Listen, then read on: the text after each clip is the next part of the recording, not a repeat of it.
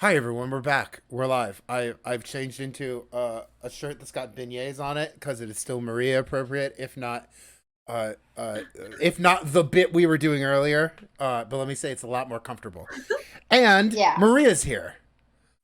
Yeah. Hey, everyone. Spooky.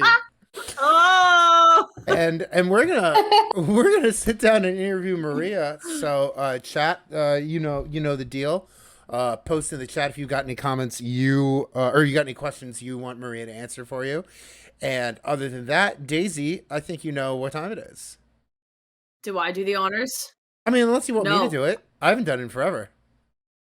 Oh my god, I thought you were gonna forget.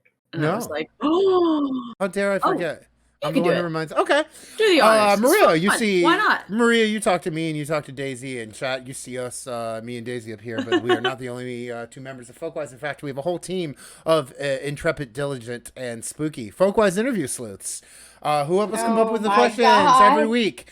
So this is No. mine and Daisy's thank you to the internet sleuths and Maria's warning. I guess no, Maria's disclaimer that if you heard something that makes you smile or makes you laugh or makes you go, that's a good question. Don't thank us, thank the sleuths. How'd I do, Daisy? Yeah. Oh, okay. Mine are so different. That's pretty Mine are good. so But different from yours. You did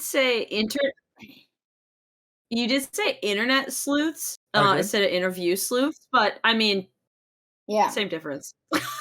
I gotta say, In a that's way. pretty spooky, scary that y'all have a whole team of internet sleuths. I don't even know what my web presence is. Jesus. Oh, well, it's Okay. not just web presence, but it's libraries and projects and whatever you can just find. Oh my God. Okay. They are we'll interview see. sleuths, but they're like what, Exonym are internet sleuths. That's where they live. Yeah, it makes sense. And Yeah, last thing we before we live get on the started, I'm opening internet. up the last seltzer for this. This is the Mapanguari. I know Okay. Daisy had it and hated it because they Mapanguari! hated all of them, I believe. Yeah. Well, if you need a hand, I have this spooky. It's a poke I have my tab. spooky bottle opener. Oh, that one's not good. Oh, what is that? Oh, okay. They're all 50-50, right, Daisy? Is that the one? Is that the one that's like mint? No, that was the Goat Man, and I kind of like that. Anyway, It's not really 50-50. It's like 1/3 of them were meant to be bad of your 6 total. What brand is that? Urban Oh, Artifact. what's They that? did Trick or Treat seltzers. Oh, okay. Cincinnati. Yeah. My brother and sister-in-law mailed me a case after Daisy drank a case on stream. Yeah. Oh, nice. It was pretty fun. Yeah. Maria, you ready to get started? Yeah, I guess so. We'll see. It's gonna be fine. Okay, Maria, first question. Okay. You have two masters. You have a master's in French and you have a master's in folklore.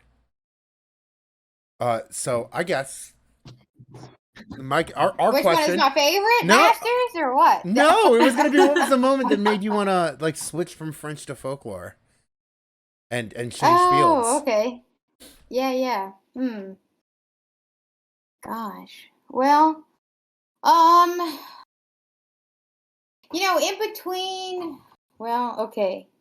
in between, my French masters and when I went to IU, I lived in France and I taught English in 2 middle schools on the opposite sides of town. So some of the students were like really wealthy, and then some of the students, in the other high school were, I guess, kind of more disadvantaged, the poor neighborhoods. And I guess I just did a lot of thinking because during that time, let me just say, I just want to set the scene, right? Yes, so please. I'm like this. Of this. Yes.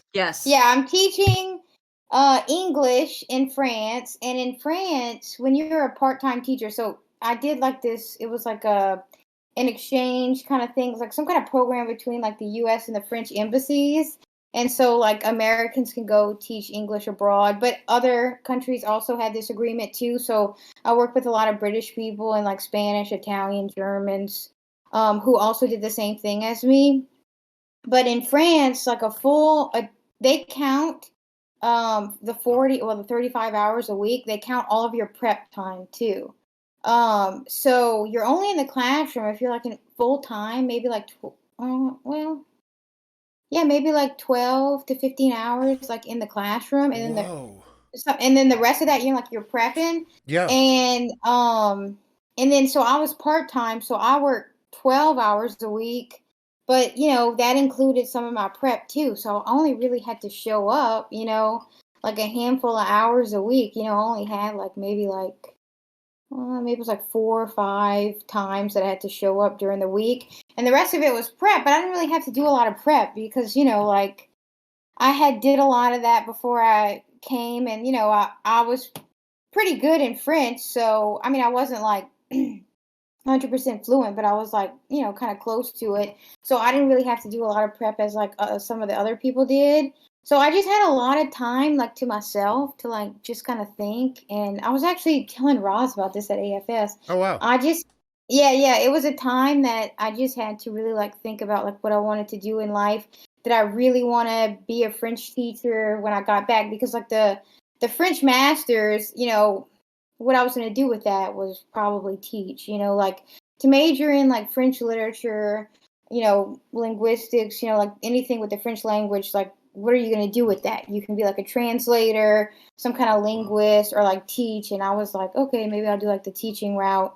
But after being with these middle schoolers, I was like, man, I just do not like teaching. So I was like, okay, what can I do? Like, and I was just kind of thinking back on, some of the Louisiana French folklore classes that I took at UL, and that being like the other path. And Who'd you take those so with? that was with Barry Onsolet. Barry So Onsolet? Okay. he's, I guess, a very well-known, for like the listeners, well-known like Louisiana folklorist. He went to IU as well. And I guess he had kind of a big impact on me, and I just kind of wanted to do something different. So I was like, well, maybe I'll do this. And I'm just kind of glad that I had that time to kind of like retool, because this was like my last shot. Like I was like, okay, I gotta get better at the language, realize that I really like teaching, or do something else. And so over that period, I was like, you know what, I think I'm gonna do something else. And so I did a lot of thinking on the beach, like overlooking the Mediterranean. That's in black and white in my mind. Yeah, I mean, my letter that I wrote to IU, I composed a lot of that on the beach. Wow. Yeah. So, I just kind of had that year to like think and like what I wanted to do with my life, and I wasn't really happy teaching, and I knew that like I wasn't going to like be teaching middle schoolers. But I just kind of, I don't know. I don't really have the patience for teaching. And I'm like, you know what? I'm going to do something else. So anyway, was that too long? No, in fact, I have a follow-up. I want you to keep going. I want you to keep going. And what? Yeah, my follow-up would be when you were remembering those classes you took with Barry Onsolet at UL, what like stood out in your mind years later across the ocean?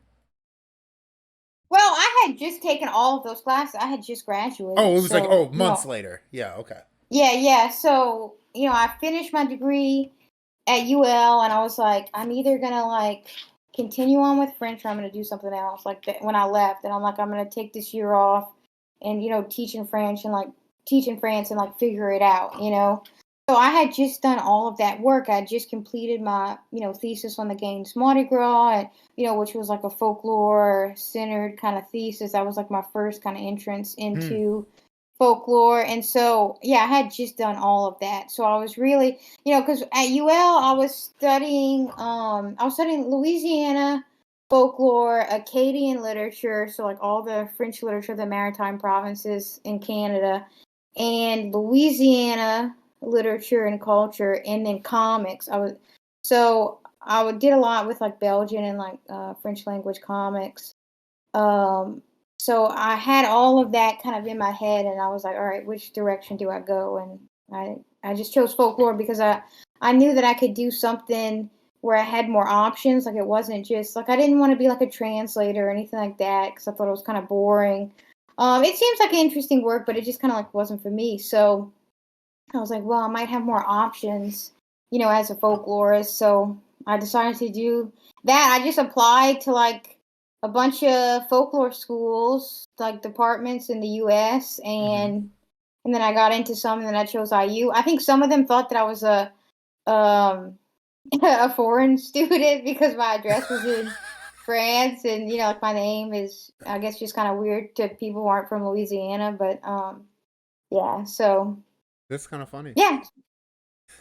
Well, Yeah. you set me up perfectly for this next question, though.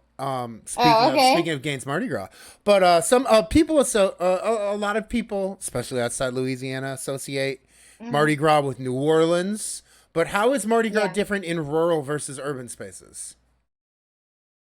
Yeah. Well, gosh, do we want to take the whole hour on this one? No, I'm just I mean, well, okay, I gotta say, I think I'll just say this, like, I feel like post Katrina, those lines are blurring in terms of like the difference between urban and rural. Interesting. But typically, I think whenever people thought of like New Orleans Mardi Gras, I think the two kind of traditions that they thought of, like that was just like the most common and the most well known, would be like your float parades in New Orleans. So like all like the super crews, like like Bacchus and Endymion, muses, where people are dressed in costume on a float and then they throw beads And you'll to get the public. Like people know there will be what like that is. a celebrity at the head of one of those floats, right? Yeah, totally. Yeah. I caught a bead from Elijah Wood before. That was kind of cool. Yeah. I think that's when he was doing the Lord of the Rings stuff, so that was a long time ago. Oh, sorry, But, Daisy. It wasn't his Over the Garden Wall era. wow. No, no, it was definitely Lord of the Rings. Yeah, no. And then the other thing that I think people know of is the Mardi Gras Indians, which is an African American carnival tradition where people in those communities that practice that, they're kind of paying homage to the Native Americans who helped some enslaved peoples escape slavery, in Louisiana, and that's kind of a tradition that pays respect to that history. And so I think for the longest time, people, when they think about New Orleans Mardi Gras, they kind of saw, like, okay, parades, and then the Mardi Gras Indians. And then in rural communities, so like in Southeast Louisiana and Southwest Louisiana, so like New Orleans is like when you look at a map of Louisiana, and there's like the toe of the boot, and then there's like this little sea of water. It like makes like a little sea like that. That's like Lake Pontchartrain, and like New Orleans is right there in between like the river and Lake Pontchartrain, and all of that area underneath is like Southwest and Southeast Louisiana. So I'm from Southeast Louisiana, from Lafourche Parish, from Thibodaux, and in that region, they only have like two, in terms of like this old kind of with a lineage to European carnival traditions. They only have two that still exist. There was a lot more, but only two really exist, and that's the Gaines Mardi Gras. That's what I studied, and then the Mardi Gras in Shoepick. And okay, well, first let me tell you about the Southwest, because I really gotta like tee this one up. Sure. But the Gaines and Shoepick one, because it is, I think it can be kind of shocking. I think to people who aren't familiar with it. But in Southwest Louisiana, they have what they call the couriers, which is French for run. And so the Mardi Gras, now in Louisiana, Mardi Gras is a very interchangeable term. So Mardi Gras is like the day of Mardi Gras, like Fat Tuesday. Carnival is considered like the season between January 6th and like Fat Tuesday, the whole carnival season from January to like February or March, when they have all the festivities. But some people just call it like, Mardi Gras too, the whole kind of season as well. But Mardi Gras, especially in rural communities, those are the participants. So the people that are masked, dressed out, dressed in costumes, they're also called, les Mardi Gras, the Mardi Gras as well. So the Mardi Gras in the Southwest communities they chase chickens. Yeah. So the career, they're running after chickens. That's why I guess they call it the career. And they usually, so what happens is like they trace the geography of the community. So like they'll go from house to house in the community. Now, of course, this is like all agreed upon, like they're not just going to show up, like surprise you. It'll be like settled with like the homeowners. And then while they're there, they kind of perform this little folk drama where they provide some entertainment, chase some chickens, kind of just get made like, a bunch of fools, for just like to make their neighbors and community members laugh.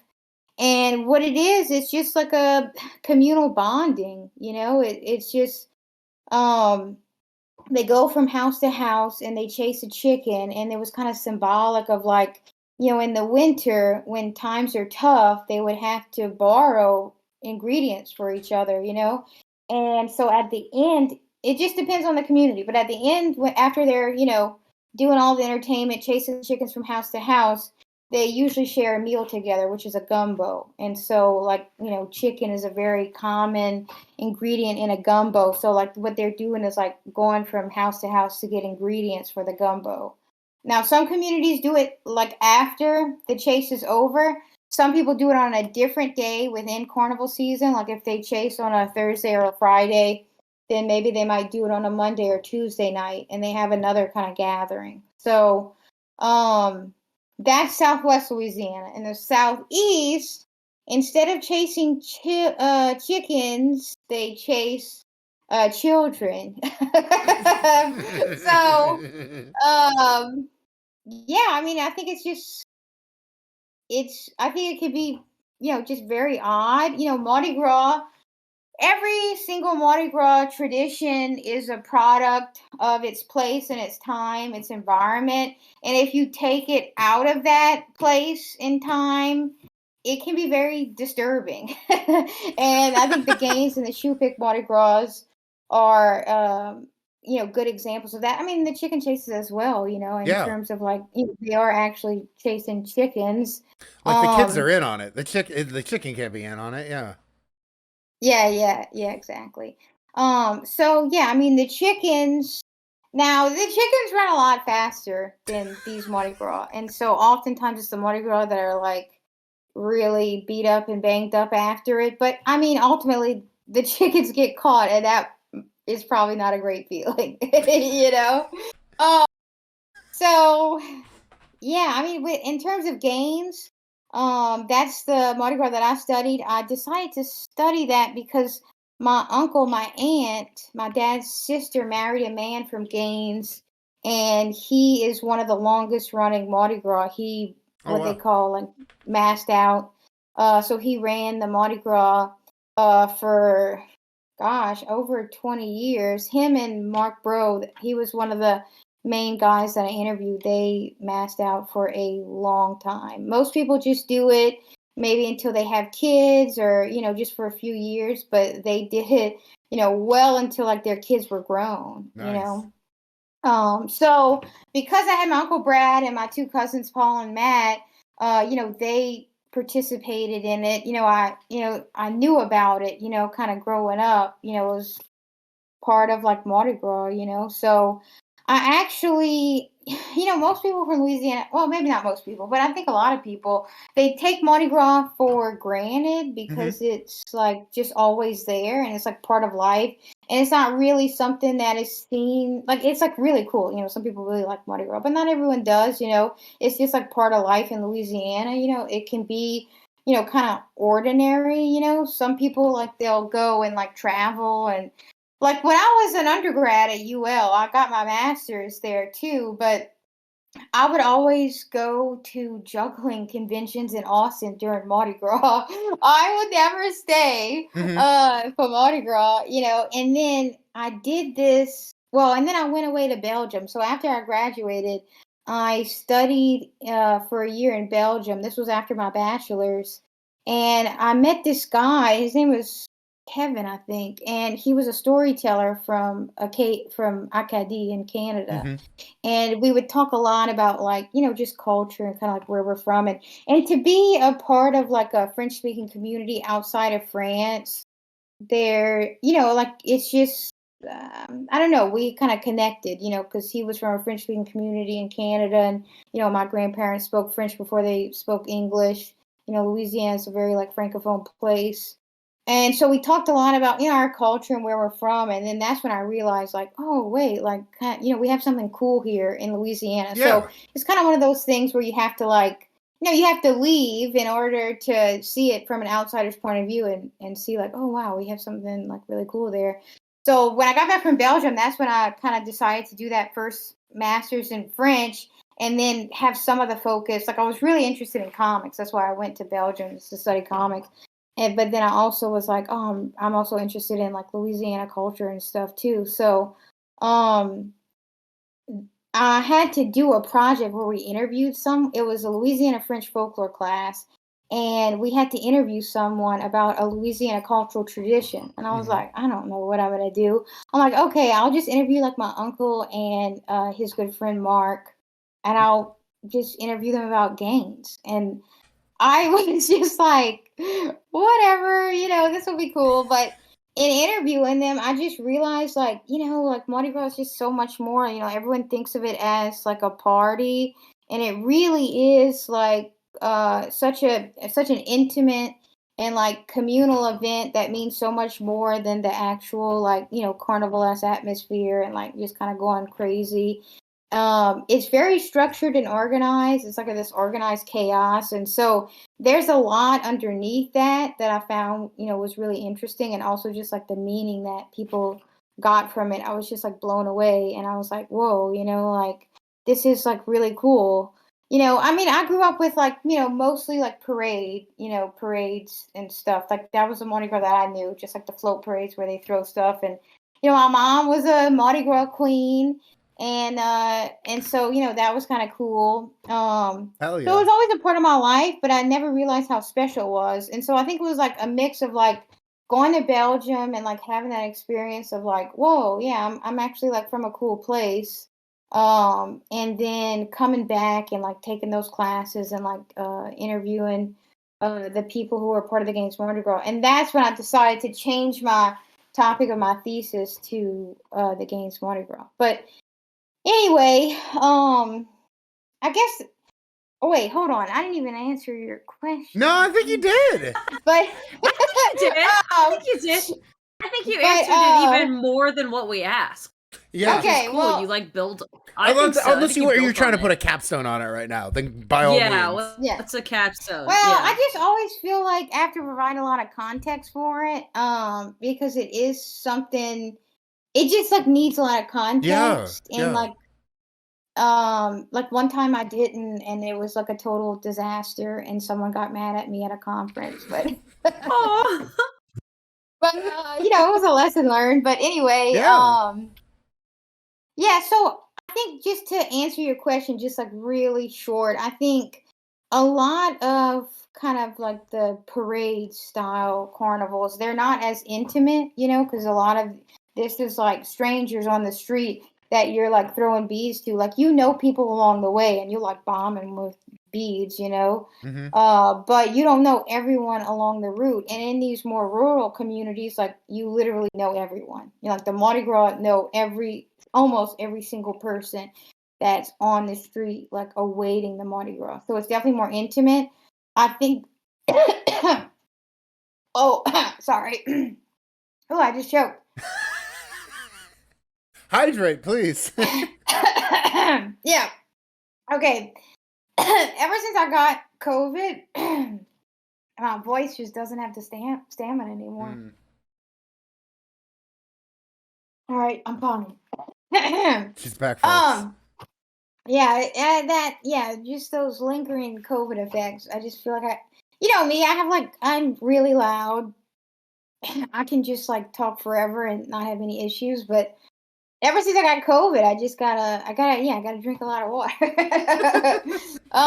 But anyway, Okay, what was I saying? Oh yeah. So you know every single person on the side of the road, but since Katrina, I feel like, there's a lot more walking crews in New Orleans, Mm-hmm. and they are creating that kind of intimate environment, Oh yeah. that kind of DIY, way more accessible, a lot cheaper to join.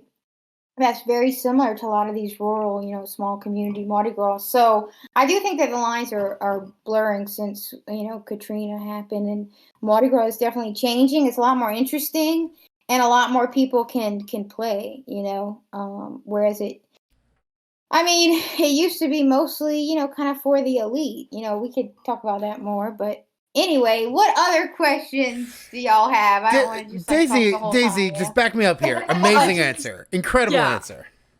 I agree. That was You like also, so we had two more than we follow-up could've- questions yeah. in the document that you did got them to both. organically. You did them both. Yeah, you really did. That was awesome. Yeah. This one is definitely gonna shift the conversation slightly, but Dom, why don't you go Yeah, ahead? let's shift. So, Yeah. this is a little bit what you do with Mississippi folk life, and Oh, okay. a lot of the output, the deliverables you deliver with Mississippi folk life. But I guess my question is, what are the unique challenges of like a digital exhibit versus the physical versus making a physical exhibit? Oh, okay. Oh, are you talking about like the civil rights exhibit that I did, or If you want to talk about the civil rights, page? if you want to talk about the civil rights exhibit, go into that. But yeah, Oh yeah. yeah, Well, I mean, like I think that you're probably talking the sleuths are probably that's from the exhibits page on Mississippi Folk Life, right? Is that what you're talking about? Okay, I will say this question is slightly more focused on. I mean, we don't want you to get too far ahead, but feel free to like add if you want. But yeah. the like digital exhibit versus the physical exhibit, I think is more. Oh, okay, yeah. Yeah. Well, I mean, I think the whole exhibits page on Mississippi Folk Life, that really was born out of the pandemic. That's Sure. when I created that. Because I wanted to do a physical exhibit of that folk life in the civil rights movement in Mississippi. But we started that, like the field work for that, and like talking to artists, and like kind of we were going to be going out into the communities talking about, like trying to identify artists and like talking to people about this project. That all happened in like 2020, and we were about ready to get started, like literally Shit. the week that we were sent home. Mm-hmm. I think we were sent home on March 15th, 2020, and it was like that week or the week after, and like the whole world shut down. So I was like, oh my God, like, what am I gonna do? I gotta spend this money, and like, I don't know how to do this work. Like, we can't, like, all the venues that we wanted to do, like, they were all shutting down. Some of them even were at risk of closing down for good, like, no one really knew at that time. I mean, y'all probably, you probably know this, Don, but, a lot of arts organizations really suffered during the pandemic. Oh, So boy. I really had to retool and like, how do I put this out there? So I took like 2 months, and I just like sat on it and was like, okay, what am I going to do? And I was like, well, I have Mississippi Folk Life that can still run, in the pandemic. All the work can be, done remotely, and I'll just think of it as like a huge issue of Mississippi folk life, and then just do a call. So, and I'm kind of glad that it worked out that way, because the papers that we got. So, folk life in the civil rights movement in Mississippi is like an essay series about traditional artists who have done work that kind of either pays homage to, or just like celebrates the legacy of the civil rights movement in Mississippi. And, this was a project that was kind of like, kind of years in the making, I guess, because traveling around Mississippi, getting to know artists, having them apply for grants or me just kind of working with them or getting to know like communities, I noticed that there were a good bit of artists who were they were making work that just kind of was in dialogue with this history. And so I started talking to those artists that I already knew were doing that.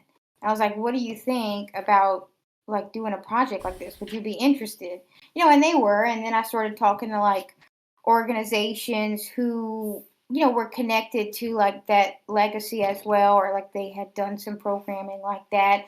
And they were all interested. And then the Civil Rights Museum, which is like, I guess, is it the first in the U.S. or the only? I don't know. It's like maybe the first state-funded civil rights history museum in the U.S. that opened the December 2017. I started in May 2017. So, like, there were so many programs and like just conversations, and like it was just right for like kind of just being a part of this larger conversation that was happening in Mississippi. And I was like, well, how can we be a part of it? And like traditional artists have something to say. So that's when I started thinking. So it was just kind of a thought. And then I was like, okay, I'm actually going to do this. And we're just going to do like pop-up, exhibits. Because, at MAC, we don't really have our own exhibit space. So we often have to like partner with organizations and do like small shows, and so that's what I was going to do, just like pop-up exhibits that like featured artists who were kind of doing that work. And then when the pandemic happened, I was like, well, let's just move it online. We'll do an essay series. And like we got so many more interesting articles than the ones that I had already identified. And I was just like, I was so happy that that happened, because it was really, I was like a new folklorist at the time, but it was definitely a lot more, artist centered and like led, and they brought these ideas to the table instead of me kind of like just kind of observing and seeing what was out there. So there was a lot of interesting ideas that, of course I hadn't thought about yet, or or that I couldn't even think of. So it was a whole lot better doing that call. It was a way better project. So I'm just like thankful for that. But really, in terms of like doing something online versus in person, I think there's just different challenges. I think whenever you're doing something in person, you have to worry about like logistics, and it's just me and contractors. So I'm thinking about like, how am I gonna get this quilt over here? Like, am I gonna have to go and like drive to this area of Mississippi and get it myself? Like, I would do that, like I've done that before. Oh yeah, I know. So I'm like the gopher. And I'm also like, writing the exhibit text, or like, managing other people doing that as well. So there's a lot more like physical challenges just in terms of like getting artwork, and like thinking about like insurance, because we don't have a space, or like partnerships to like help us carry that out like in the real world. A lot of it's just kind of like just creating partnerships. Whereas online, it's a well-oiled machine, Mississippi folk life. Like I've been doing it, for so long, putting out these issues. So I think the biggest thing is just the people who are contributing. They have their own lives. They're doing this on the side. They're doing this for a fee. It's a modest fee. I wish that we could pay a lot more for what they're doing, but sometimes life happens, things come up. And there has to be a delay in when we publish, because people just like need more time. So I just think there's different challenges. Maybe online is just a little bit easier, because you don't have to. You can kind of you're not really beholden as much to like a hard deadline. Yeah. Since it's online, you can like push it back if people need to. So I think it's easier.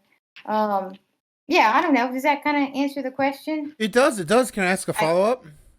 Yeah, sure. So you mentioned that quote, but like, what's another example of something that you put online in the exhibit that kind of really got at like the intersection between like the traditional arts and like the legacy of civil rights in Mississippi? Um, hmm. Like something that was like kind of a surprise to me. Yeah, you can do that. Hmm. Gosh. Either a Hold surprise on. or obviously like what or like the example that like that stands out in your mind for the audience to conceptualize it, you know? Yeah, let me okay, I'm pulling this up right While you're now. I'm pulling looking that at all up, the Yo Yeah, Starks I in the got it. chat Oh, we says hi should Maria. drop that in the chat for you. Yeah, up in the chat. Yeah, that's Um Kathleen Quo. She says hi. She's watching. oh, hey Kathleen. Oh wow, that's awesome. Yeah. Let's see. Geez. Gosh, what was a surprise? Actually, one article that like really stands out that I love them all. They're all great. I don't want Hmm. to pick a favorite.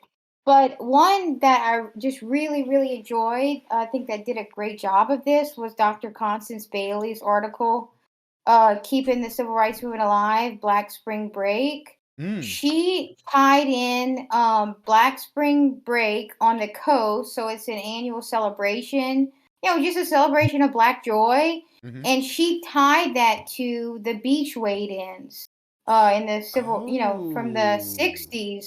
And she connected the history of those wade-ins and segregated beaches and like the fact that Black Spring Break exists today on the coast, like that wouldn't be possible for Black people to just experience joy and like celebration and have this communal event together without the civil rights leaders, that were a part of the wade-ins. So that one, it was really well done how she kind of made that connection to like a communal celebration and then tied it back into the history. Whereas like you may not like, oh, okay, wait, how do these two connect? Like maybe you might like have to take a beat for a second, like if I just say it just now, like how are they connected? Hmm. And just the links, how she tied it together, it was really well done. I just love that one.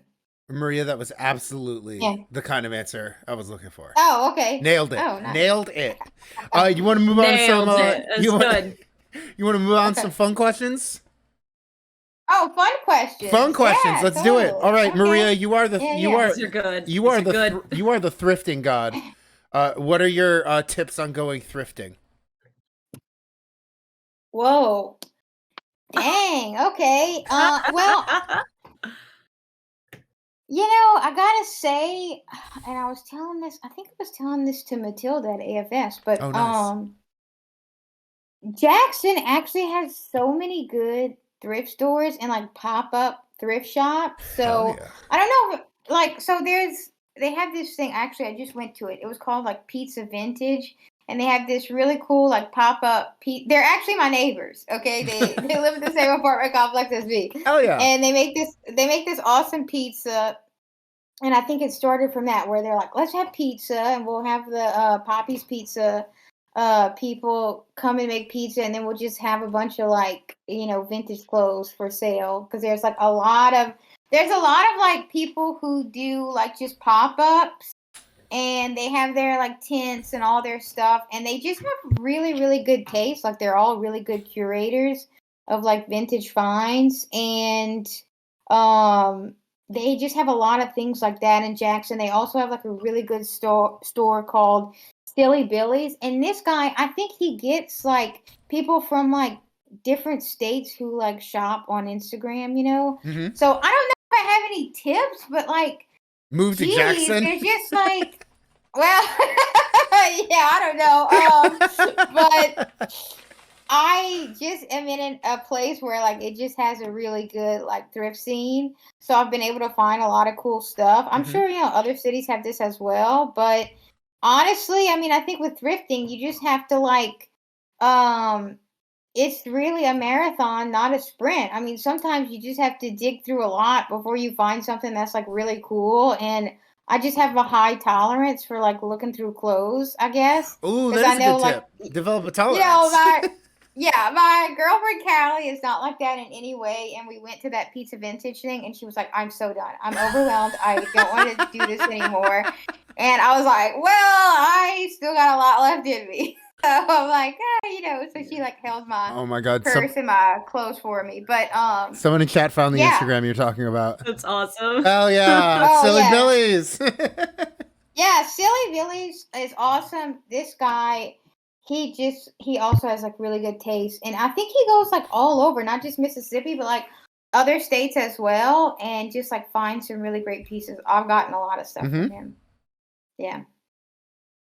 Oh, that was So, ugh. that's my Expert, tip. Wonderful. expert, hot Drink take. water and just you got to be in it for the long haul. You got to commit. That's that's what's up. I'm with you. Hey, next question. You've alluded to this in the interview already, and you're making me feel smart for asking this. But what are some of your favorite Belgian comics? Oh wow, gosh. Thank you, Sleuths. Okay, let me look at. Wait, how did the Sleuths find this? I might have told him that. Oh, okay. All right. We might also know you a little bit. Oh yeah. I'm looking at my bookshelf because, of course, there's like the 1010 Comics, which is 1010. That's right there. He's like the Charlie Brown of the Francophone world.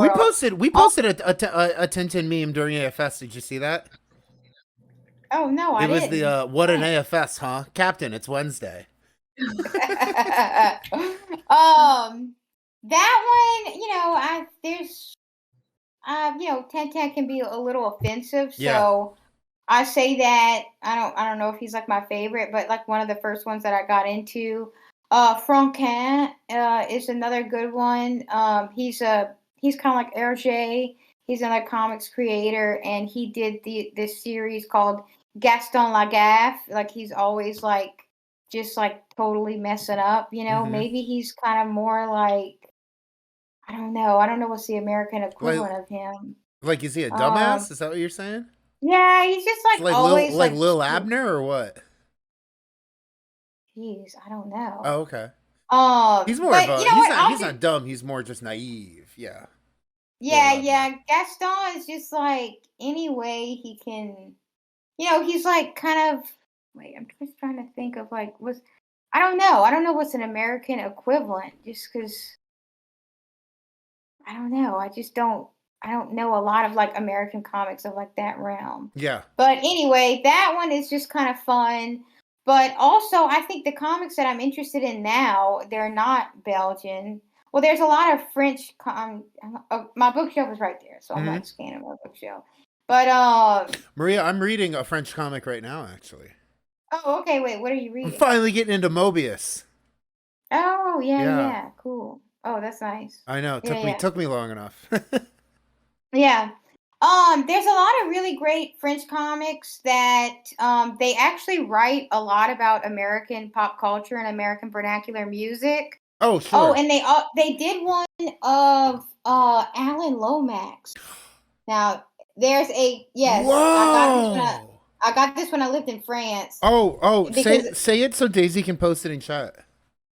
Yeah, let me geez, I might have to like I would love to know what it was called. Take a break. I'll it's just called Lomax, but I gotta the author.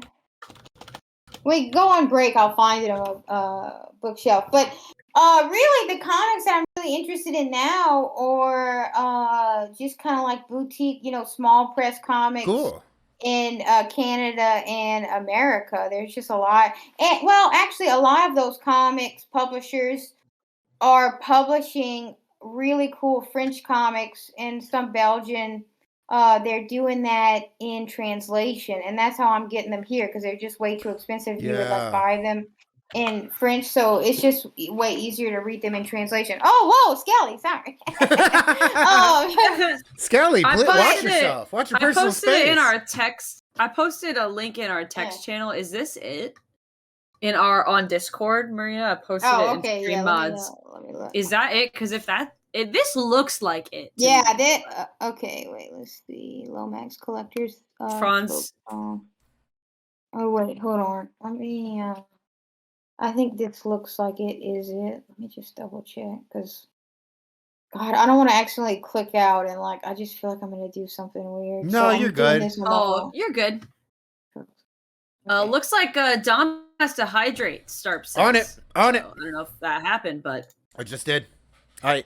Oh, you hydrated? Yeah, Okay. you. Yes, this is it. Lomax Collectors of Folk Songs. That's the Okay. one. Yeah. all right. Okay. I posted it in Yeah. our live stream Ooh, chat that for is folks to see. cool. It looks really cool. It looks super cool. This That's is awesome. it- It must be in translation now, right? Looks. It I'm looks like I'm it not might sure. Oh, okay. Yeah, it It looks like probably is. you can. It looks like on here you can buy it in translation, but I basically just wanted to get people the information so that they could look it up Well, I online. mean, if they're geez, it's interested such in a niche audience. I mean, Yeah, I this. would hope I that think would be I'm looking at the preview. This is translated. in English. Yeah, it looks really cool. Okay. Yeah. Yeah, but so like Drawn and Quarterly, they're out of Quebec. They're really, really awesome. And they're my favorite comics book publisher. They do a lot of French in translation. Drawn and Quarterly, you said?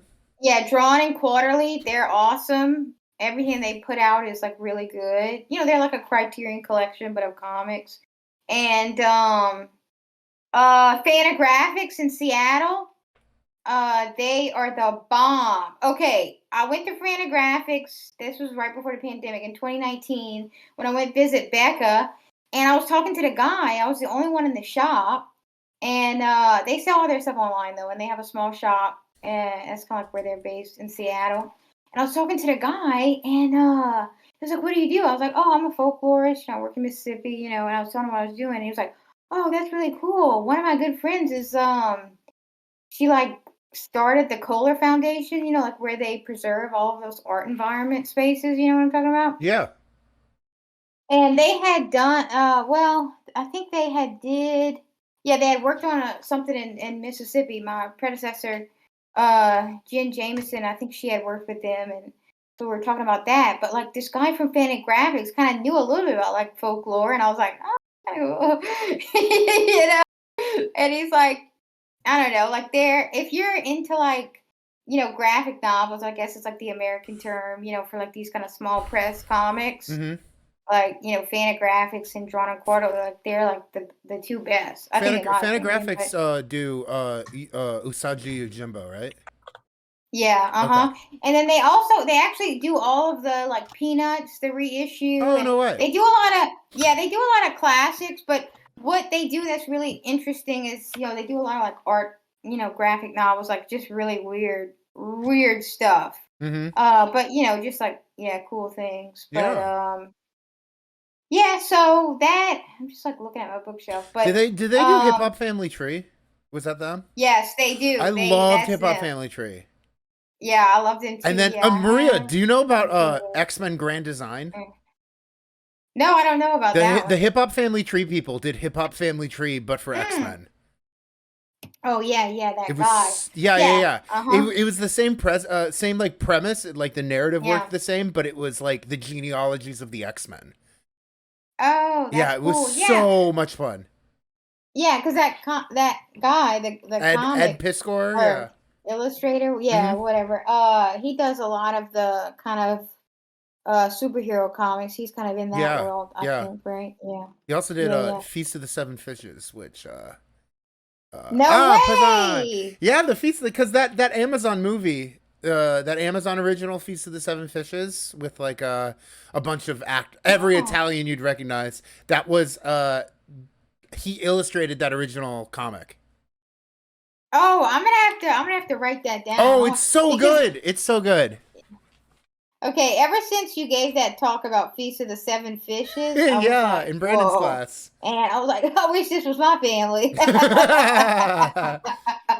It's cool. It's cool in my family because in the past couple of years, like everyone is slowly coming around that like Louis has surpassed my dad as the best like cook for Feast of the Seven Fishes. You know, so it's like Louis is gonna make four courses, and everyone's like, yes.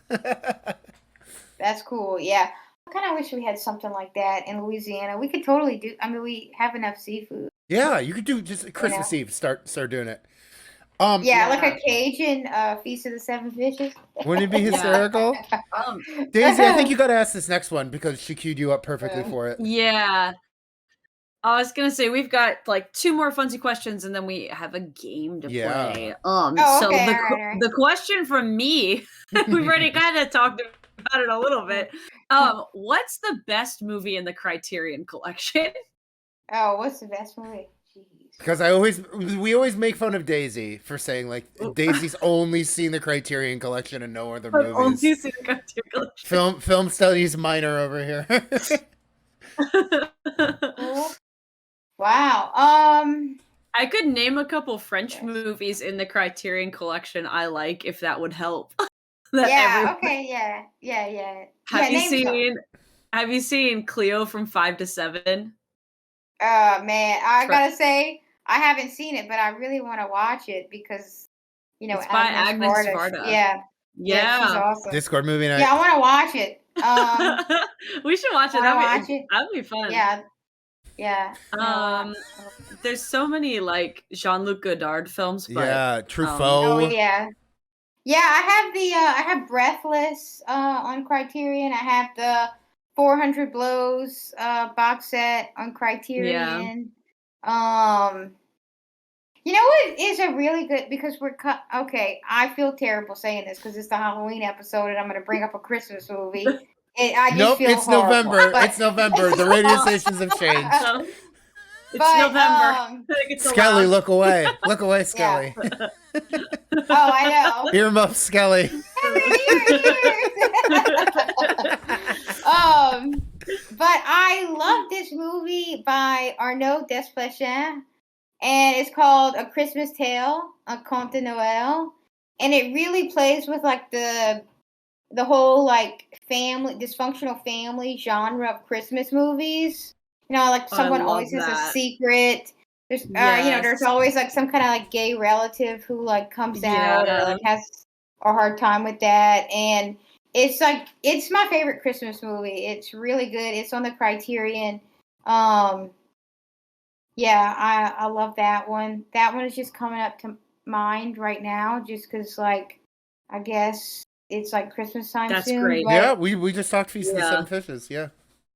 Yeah, and and there's a lot of Almodovar films on Criterion. You know, like Women on the Verge of a Nervous Breakdown, and I just he's really, really interesting. So yeah, I like him, but I gotta say, I like what they're doing now. I just feel like they're inviting a lot more like different directors, a lot more directors of color, women directors, more lowbrow films into the collection. Because I just think for a long time, it was just like very like, just like colonial film history and Boys Club. Yeah. And I was just about to say that. Like, I was actually telling someone this not too long ago. Like, I used to like really like movies and be really into it, but this like bro culture in like film fandom world, it's just it just annoys me. Maria, do you want to know what chat picked as their favorite Criterion Collection movie? Okay, what did the chat say? All of the Showa era Godzilla movies are the best Criterion Collection movies. Released that box set, which is like awesome, and then another one. Actually no, I think I have my favorite, but I love In the Mood for Love. Oh, that's great. Yeah, and I want to get that. What box is In the set Mood for Love? badly. Is that the like Chinese movie? Well, it's that like beautiful film of like will they, won't they kind of. With Tony Leung, right? Yeah, Tony. Yeah. I've seen that movie. I've seen that movie. Wow, I've seen a movie. And they like Whoa. they like. I got that from Hollywood Video, and I worked at the Greek restaurant next door to it. Yeah, exactly. It's been a while since I've seen it, but I do have it on DVD, and I just really love it. And it has an amazing soundtrack. I think the soundtrack is the best part about it. It's just like really like romantic and like cinematic. I don't know. It's just beautiful. Love it. That one's my favorite. Yeah. I think that was my favorite. Hey, chat, calm down. Everyone knows we are firmly a Shin Godzilla stream. That is the one we Well, I recognize mean, as no, best. Calm down, that's chat. cool too. That's cool as well. Yeah. I think it's great. You know, I love it. I'm not gonna hate on it. All right. We got one more question, and then we have And it kind leads of is a right into our lead-in to game. the It fun leads game that we're gonna play. Okay. leads All right into right, the game okay. because as chat, Yeah. this is good because this is kind of cumulative for the whole episode so far. Chat, as you can tell, Yes. no one does spooky season like Maria Zeringue. We know we've seen. Say hi to Skelly. There's a grave that I don't even know who's Yeah. buried there. There's a severed hand. Yeah. Maria, what are the best parts of spooky season, you know, as a folklorist, as a woman, as a queer woman, what are like your favorite parts of of Halloween as a season? Oh yeah. Yeah. Okay. Let's see. Let's cradle a severed hand. No, I dare you. I dare you. Yes. Yeah, well, okay. I think there's a lot of different ways to answer this question, but I love costuming traditions. Yeah. So I just love any excuse to dress in costume and just to be abnormal. I think just like for a day to be like, I don't know, grotesque and weird and embrace that part of yourself and it be kind of like socially accepted. Just Yes, feels I love great. that. I think yeah, I definitely think, as a queer person, you could really be who you wanted to be. If you wanted, especially like growing up, if you wanted to be in a more masculine costume, like that was accepted. It was like the only day out of the year where you could like do something like that and like people weren't gonna like give you shit for it. So I was the Wicked Witch of the West when I was 5, just part of Dom lore. Yeah, Putting that out totally. there. It allows you to like just like play with like different modes of dress that you're like, oh, I want to try it out, but like do it in like a safe way where like no one's gonna like, you feel like you can just like try it and see how it feels. So that I think I just as a queer person and just like me personally, I think, you know how they say like Halloween is queer Christmas, Yes. Um, Yes. I think that has, a good bit to do with it. It's also fun. It's not connected to any religious rite or like belief system. It has like these like really cool like pagan, there's like pagan lineage. And I just really it's a secular holiday. I mean, that's what I also just really love about it. I mean, it's like Mardi Gras, I mean, it's like kind of like the world is upside down for a day. It's very theatrical, just kind of like go big or go home. And so I just love that. I love drama, Technicolor, just like loud stuff. And I think, Halloween and Mardi Gras, they're both like just like pretty loud and dramatic. And it's just fun, I've always liked it. Yeah. And I love the color orange. I mean, not really, but I love it now. No, I do love That's orange, but it's orange is an acquired taste, but I love it. Yes. I mean, look at Skelly. How could you not love Skelly? Well, in that case, you should get ready for what Dom is about to reveal shortly. Oh, right. We did get a chat question that I'll ask while Dom is pulling this up. Deathlorist in the chat couldn't help but notice on your Facebook profile is a quote from Bright Eyes Poison Oak. Me, I'm a single cell on a serpent's tongue. And she just loves Bright Eyes and Hooray for the Riff Raff. Have you heard of that? Have you heard of Hooray for the She saw Riff them Raff? together on that same tour. Yeah. You saw them on that same tour. Okay. So yeah, she was just wondering what do you think about it? What is meaningful to you about Bright Eyes? What's meaningful to you about this song? Yeah, that song Poison Oak. I mean, I think it is a really like beautifully sad song, but I also think that I think Bright Eyes is like a really good lyricist. He's like very poetic, and he has this like really visual lyrics. But I just love that whole. I think it's that whole verse. And I'm a single cell on a serpent's tongue is like the most emo thing that you could ever say. And I just was like, yeah, this like it's just like it's such a powerful image. But I think he's a really good songwriter. Like how he marked time. Like I think in that verse. Maybe it was at the end of that one, or it was like the end, and then he started me. I'm a single cell on a serpent's tongue. But there's like a line that's like, that was the time I still believed in war. And like, if you just like think about like marking time from like where your beliefs were, like, maybe if you were from a conservative place and you were like, we're for like the war in Iraq because everyone in your town was, or whatever. I get that. And like to mark time in that way and like kind of how you were and what your beliefs were. I just love that. And I just think he just has a really great way of like capturing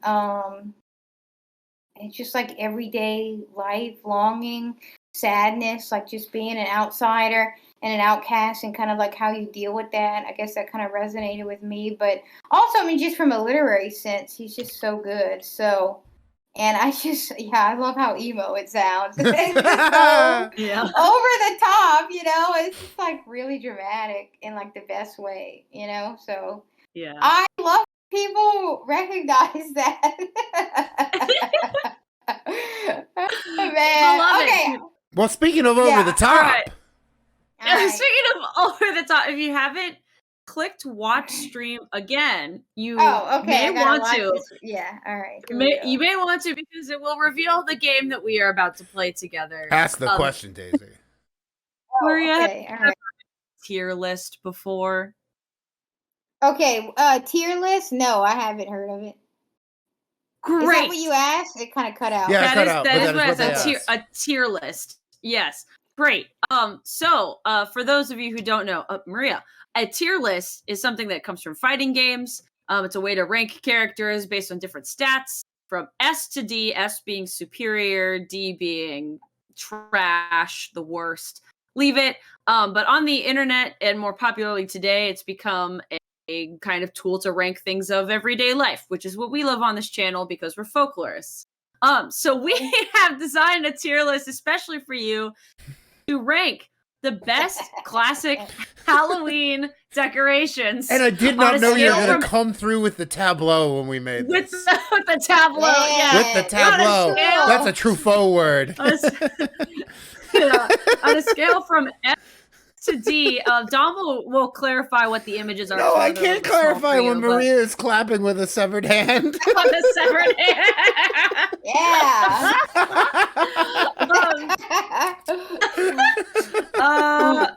My God. Take it away. All right, so the first one we got up here is the cotton spider web. Where does that rank on a scale from S to D? Okay, now I can move these once I hear them all, right? Yep, yes, you can. Yep. Okay. We've had something go from A to D, like after this list was set. That was the chat was loving that.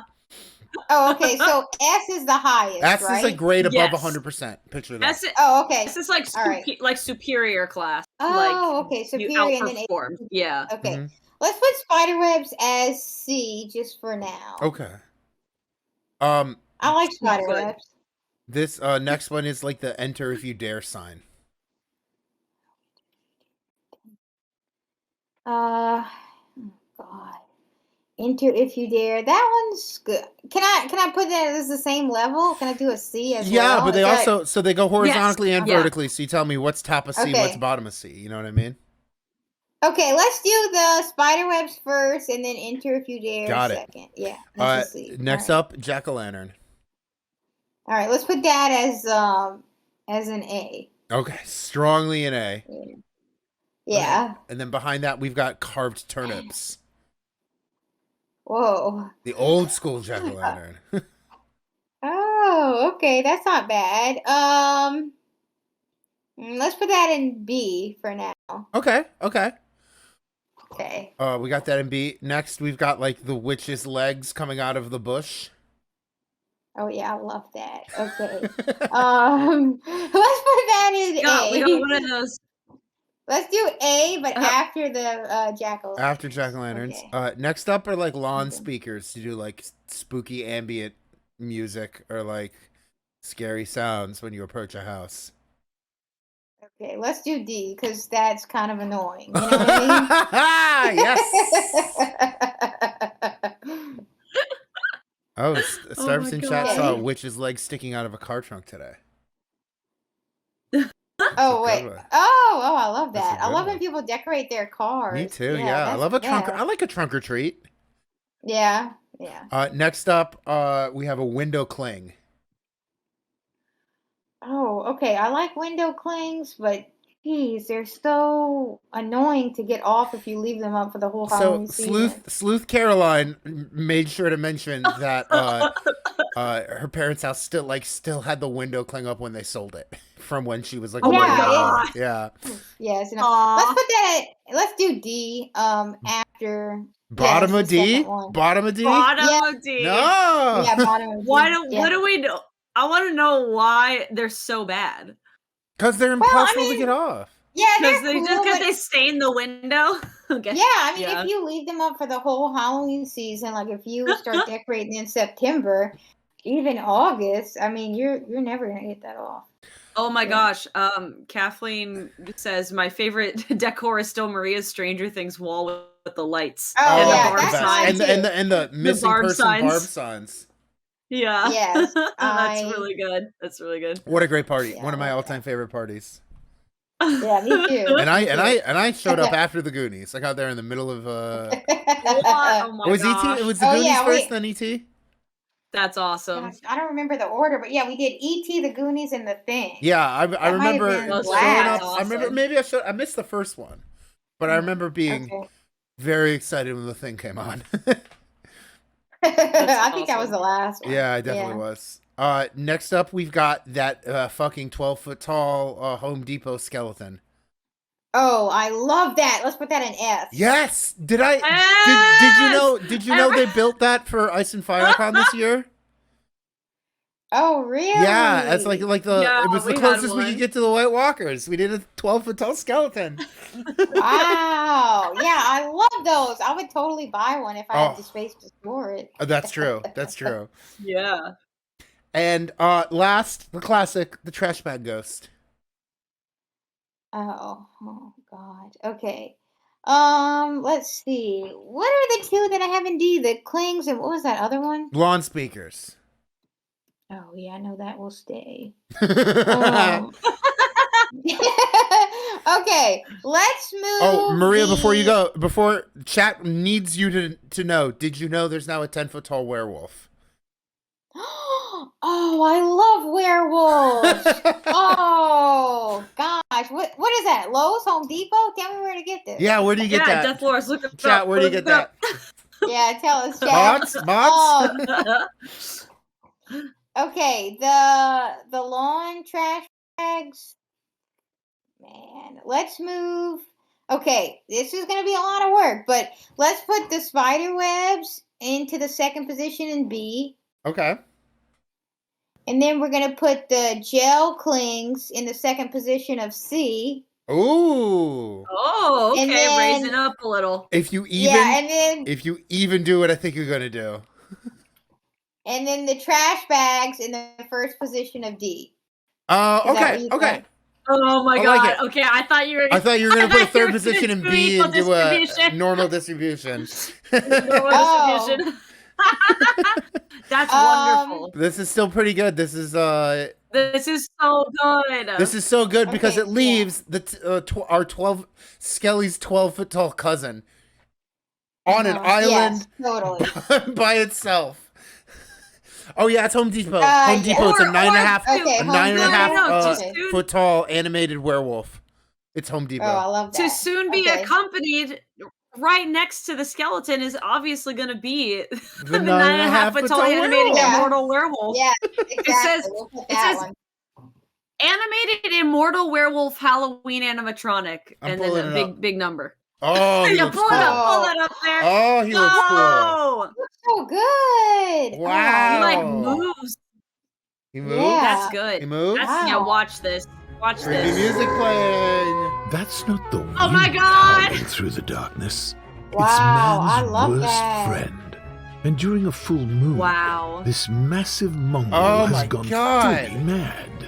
It's the 9.5-foot animated immortal werewolf. Of course, it's the Wow. 9.5-foot tall animated immortal werewolf. Yeah. Yes. Oh That my would God. be in the first position. That would be over That would be over the first. 12-foot tall skeleton. Yeah. Is the 9.5 Very, Wow. animated immortal werewolf? totally. Immortal's It's a yeah. nice touch. I know. I like that it's Wow. immortal because it's kind of Yeah. true. Yeah. Right. Oh my God, Maria, can I share one of my favorite Yeah. memories of you? Oh, okay. Yeah. What is it? When we were playing like the card game Werewolf, and you know what I'm talking. You know where I'm gonna go. Daisy, you know the card game Werewolf? Nope. It's like the party Is game. it similar? Does it have another name? Oh, it's like Mafia. Is it like playing Mafia? Yeah, it's Okay. like Oh, Mafia. okay, Or yeah. something We were like playing that. Okay. Werewolf, and Maria Mhm. gets on the phone with her sister after and goes, "Do you know they sell a card game that's just Rougarou?" Oh, I forgot I said that. Yeah, that's yeah. And you pretty- told us all that, like, Oh. yeah, no, you grew up playing Rougarou, which was like the Louisiana variant of Werewolf. Yeah. Yes. Wow, I completely forgot. No, I Yeah. remembered my games. Well, I'm glad that you remember that. Because that's pretty cool. All right, Daisy, you want to try to put this together on a scale? Oh my on God. a scale of 12 On foot a tall scale- skeleton to lawn speakers. Oh, okay. And y'all are gonna make on a some- scale. Okay. Yeah, we're gonna try to summarize this on a scale of 12-foot skeletons to lawn speakers. How big is your Halloween budget? I was gonna say on a scale I don't know, it's from not 12 foot good. tall It's not skeletons good. to lawn not speakers. good. How bad does Maria want to come over to your house? Oh my God! Because you're the that's lawn even- speaker, that's she's way staying the fuck better. away. That's so much. That's it. This is the official tier list of best Halloween decorations from Maria. Thank you for being It's on the our unofficial show. tier list because the immortal werewolf is not on there. Immortal Werewolf is not on there. Then it would be the official one. Yeah, exactly. I But- mean, I wish I had the budget to buy that immortal know. werewolf. I know, I mean, right? it's probably hundreds of dollars. Don't you think? I know it's probably it probably is. It Yeah. we can probably see right here. It's This one is $200. $200. Oh, okay. Oh, I was no. thinking way That's more. No, not- no. not It's bad. $400 That's not and it's half off because it's the day after Halloween when we're looking at it. Oh shit! Now or never. Hey, Now or Yeah, never, never Maria. buy. Now or never. That's a now or Dang. never buy. Holy shit! I was Yeah. gonna say that $200 seems kind of cheap. I know. Don't tip me. This is wow. But yeah, I'm not gonna get it. GoFundMe. Get Maria Yeah. the 9.5 foot tall, brown towering werewolf offering frightful fun. I know that'll be my ad next time I'm on. The go. Yeah.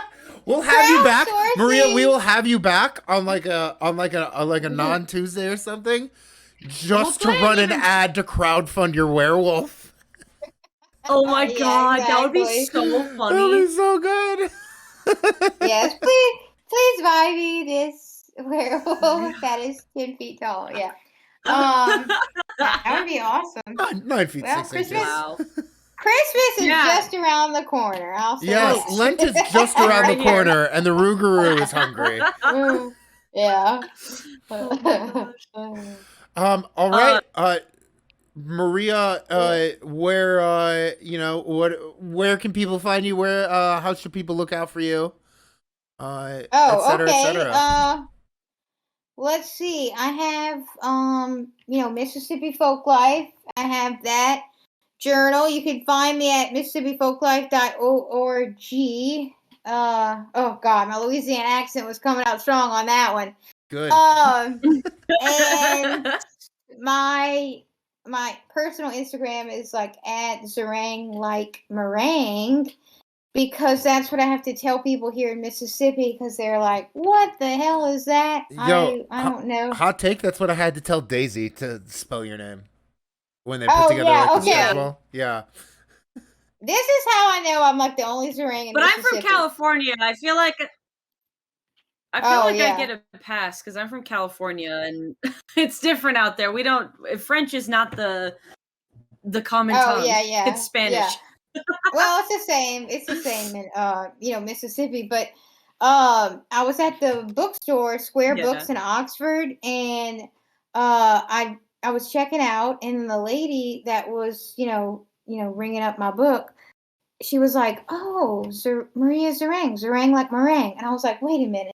I was like, how do you know that? I'm like, no one ever says it first. I'm like, I'm always the one that says that. She's like, I remembered you from last time you came oh in. my God. I was like, whoa. That's cute. I was like, incredible. yeah. That's powerful. I gotta be the only one because there's no way. But yeah, so that's my personal Instagram, Zeringue like meringue.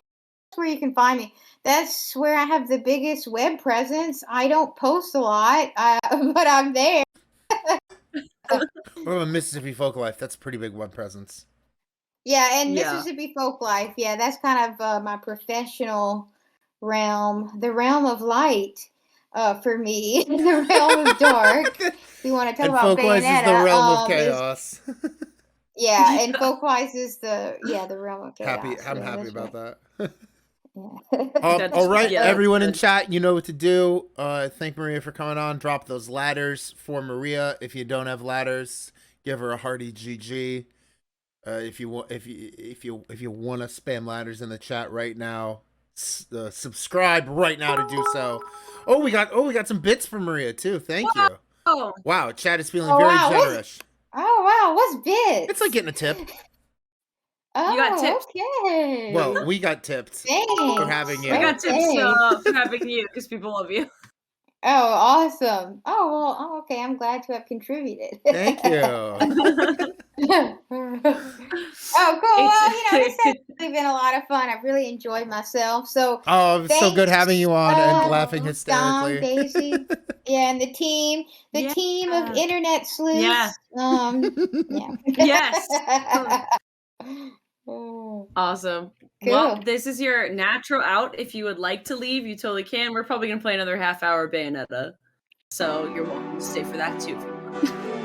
All right. I think I'm, I guess, chill. I guess I can't make the 4-hour club because I wasn't here at 6. The legacy of the 4 hours club has really taken off.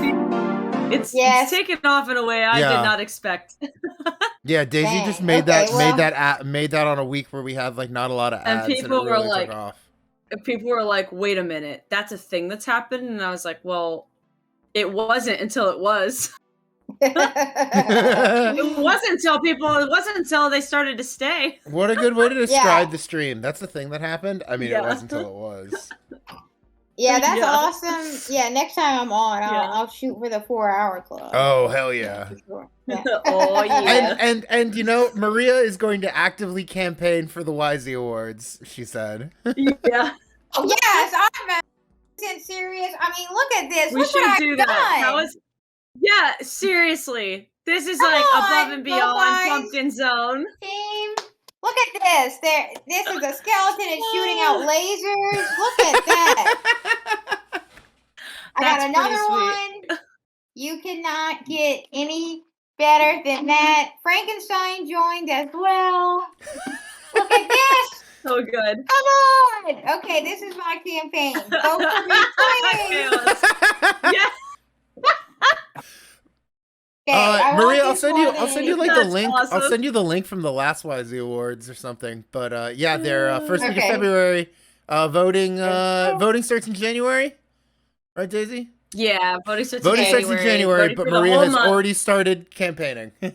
Yes, vote for me, please. I'm leaving all of this in the YouTube video. Someone clip this. Someone clip this. Yeah. Yes, clip that. Clip that. Yeah, clip Maria's pitch. Run your campaign ad as a reel on Instagram. This is gonna be my ad. Please, we'll make it an Instagram reel. Yeah. The hands, please. Yeah. If I win, me and Skelly will get married. Yes, I love this. That's good. Don Okay, can perform the wedding legally. I can. Yes. Yeah. Okay. Oh, awesome. Yeah, totally. Hell yeah. Oh my god. All right. Wow. I'm dying. Love it. Well, have a good rest of your night. Okay, yeah, Bye, y'all Maria. do the class. All right, bye. Bye. Oh my god, yes.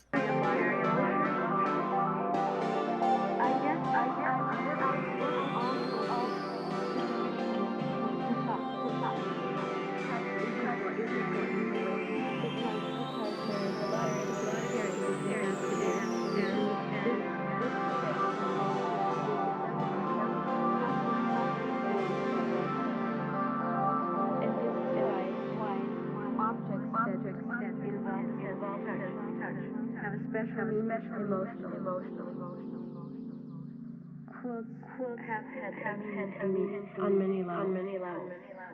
Making quilts helped me to get a sense of my own space, sense of finding my way, sense of really working my way out of the labyrinth.